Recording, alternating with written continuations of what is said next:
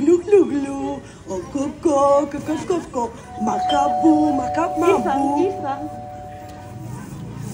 Έλα. Αχ, αγάπη, μανούλα μου. Κοριτσάκι μου. Καλώς ήρθατε. Έλα. Πού με έφερες, στη σπηλιά του Μπιλ Λάντερ. Δεν μπαίνω εγώ εδώ μέσα. Έλα, μπαμπά μου, σε παρακαλώ. Και μου έχεις λείψει. Έλα, τι κάνεις. Γεια σας. Έλασε. Ελενά μου, Τζόνα μου, γαμπρί μου αγαπημένη. Γεια σας. Μπαμπά μου, να σου φέρω κάτι να πιείς. Τι θα πιείς? Ένα ουίσκι. Ουίσκι. Τι δεν έπινες ουίσκι? Λέω να αρχίσω απόψε. Η Ελμίνα έρχεται τώρα στο δρόμο, είναι μόλις μου έστειλε μήνυμα. Αγόρι, υπογράφω αγόρι.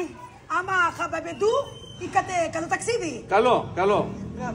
Αχ, μπαμπά, έχω γίνει φάλαινα. Άμε στα άγγελο μου, μπεμπέ. Τι ακούει και το παιδί. Διαλέξατε όνομα για το παιδί.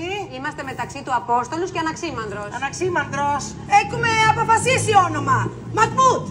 Μαχμούτ. Ναι. Ή μήπως προτιμάτε το Ακμέτ. Μεταξύ των δύο έχω να διαλέξω. Μαχμούτ. Ουτ. Βρε παιδιά, αυτό θυμίζει Μπαρούτ. Πολύ μικρό το κάνει αυτό το όνομα. Αυτό το ουτ.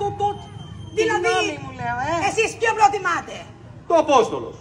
Το Απόστολος είναι ένα καλό όνομα για να μην σε σταματάνε στα αεροδρόμια. Με το Μαχμούτ, ποιο αεροπλάνο θα το πάρει το παιδί σας? Στο αεροδρόμιο θα μείνει το παιδί σας. Μαχμούτ, ο αταξίδευτος. Αχ, μπαμπά μου, έλα το ουίσκι σου. Στην Ευχαριστώ. υγεία σου. Πίνει και ουίσκι, νόμιζα δεν έπινε. Σήμερα είναι η μέρα χαράς.